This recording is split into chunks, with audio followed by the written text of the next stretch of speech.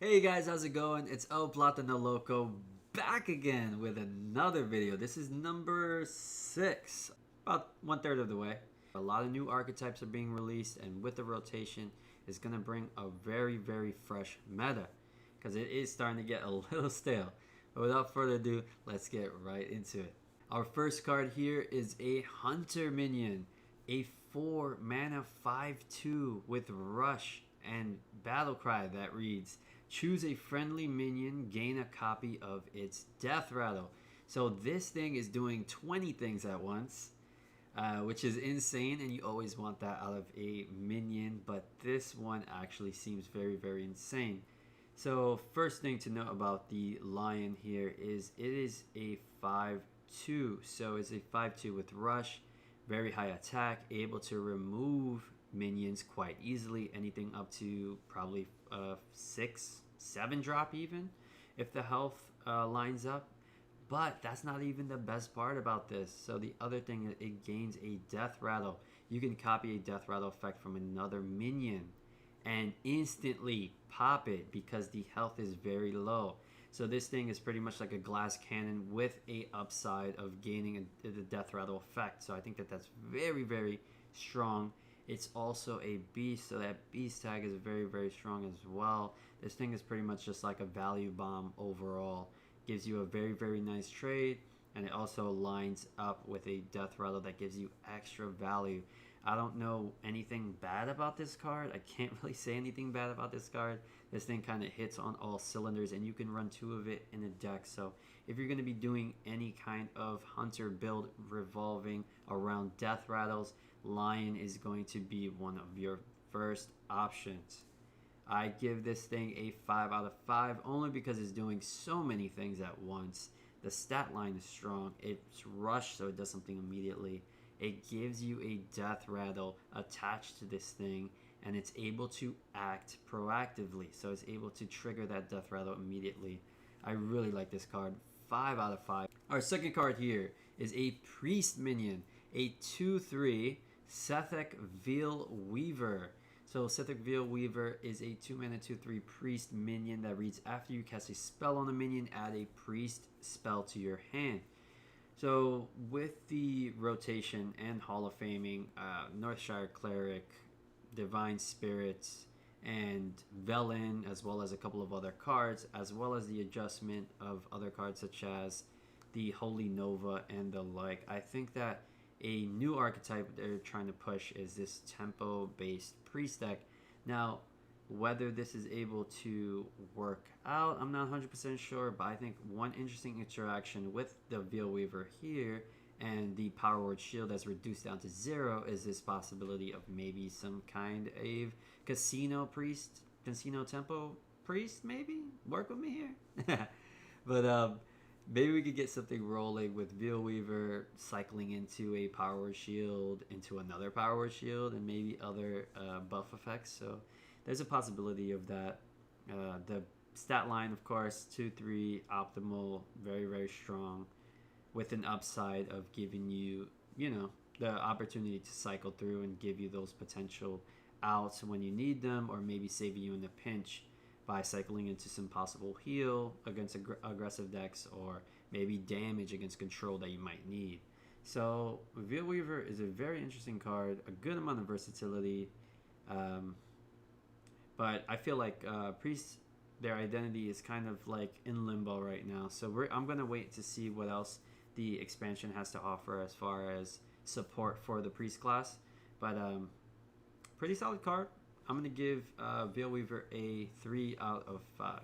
Yseal Windsinger, or Yseal Windsinger here, is a 9 mana 5/5 minion with a effect that reads your spells cost 1. So the first thing I thought about when I saw this card was the spell version of, or spell effect version of Aviana, which, if you don't remember, Aviana was a 9 mana 5/5 minion that your minions cost 1. So this is kind of reminiscent of that, but the spell version, I was trying to think if there was a way to kind of cheat out and, grant yourself way more mana so you could go off with this card, but Remember, like the cards that are free essentially, like Innervate, that give you more mana, they're adjusted to 1. So it's pretty much break even, 1 for 1. You're not cheating out any additional mana there. But maybe there's a 10 mana spell similar to like an Ultimate Infestation that you could play this on 10 with, alongside to get like a 5/5 and then additional resources or spells. You could also play this alongside like an Overflow if you just want to give yourself heal as well as draw a bunch of cards. But and also I was thinking about like Floop, the Gloops for Flabilinous Floop, the spell, the 1 mana spell that gives you 1 mana for each minion that you kill off. That's also rotating out, I believe, with the Boomsday. So I'm not 100% sure where this card falls.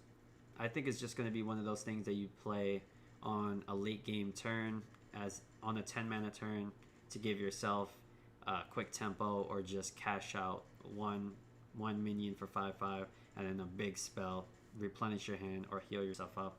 I think that's what it's going to be in most situations, but we'll see. Maybe there's another Druid card that lets you kind of, maybe it's like a 10 mana gain 10 mana this turn or something like that. Then this would be insane. But I'm not sure how this is going to work out, but I'm very interested. I'm pretty sure if they're going in this direction, they have to give it support. It can't be just like a 10 mana play all the time. There has to be something to support this. So the effect is very interesting. If this does get support, this thing could be a 5-star card easily. But as of now, I do like the effect though. I'm going to give Windsinger a 4 out of 5 stars. Okay, so one of the cards that can be played alongside Windsinger. The Germination is a 4 mana Druid spell. So let's say on turn 10 you play Windsinger, and then you play Germination. Make a copy of that. Then you have 2 of those kind of lingering around, and if one of those survives, you're able to go off the next turn. So we'll see what's gonna happen if this is the case, right? Where it gets more support and is able to give us that cheat turn, or allow us to kind of flex mana a little bit more. Then I think that this card is gonna see a lot more play. But interesting effect. So you make a copy, and that copy has taunt for 4 mana. It's kind of like you think about Faceless Manipulator. Faceless doesn't really get played, but if this is able to be reduced to 1 and you're able to play it repeat, let's say 2 copies of this in 1 turn for 1 mana, now that's just straight up broken. But on its own, Germination, it's okay. It's decent. Playing a big Druid. Big Druid or some kind of combo Druid is the only decks you would play it in. Maybe you could play it like in a Malagos list alongside Dream Petal, right? Dream Petal, you copy Malagos, it's cheaper. I don't know, maybe it's not only for taunt and defense. Maybe you could use it for combo, it has combo implications as well, because it's summoning a copy of the minion. So it's only giving you an upside, giving that minion taunt, but you're also getting a copy of it. So it's even cheaper than Faceless. Maybe this does see play. I'm going to give Germination a 3 out of 5. Alright, next card is Shattered Rumbler. Shattered Rumbler is a 5 mana 4/6 elemental minion for Shaman. That reads, Battlecry, if you cast a spell last turn, deal 2 damage to all minions. Now, I think that this actually hits the Shattered Rumbler as well. So you're playing a 5 mana 4/4, deal 2 to everything.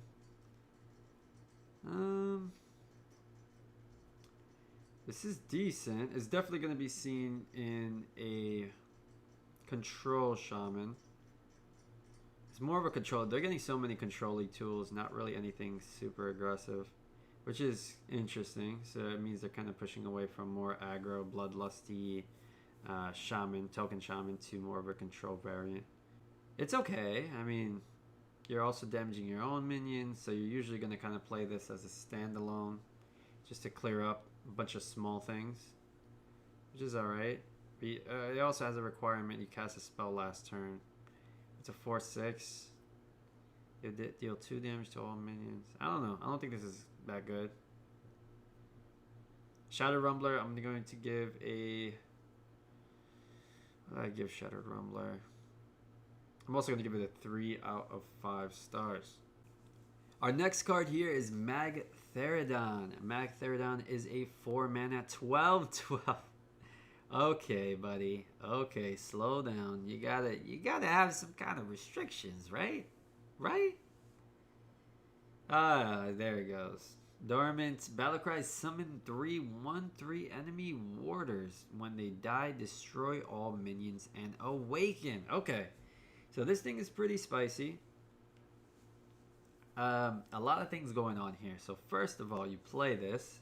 It's dormant, so it's just sleeping. And you summon 3/1/3s for your opponent. 1/3s are pretty hard to remove. Now, some people are kind of throwing out a combo in Mage where you play the 2-mana spell that draws you a secret and reduces the cost to 0. And then you play the ward that deals 3 damage, right? You play this, summon the 3/1/3s, use the ward, clear them off, this awakens, clears the whole board, and then you have a 12/12.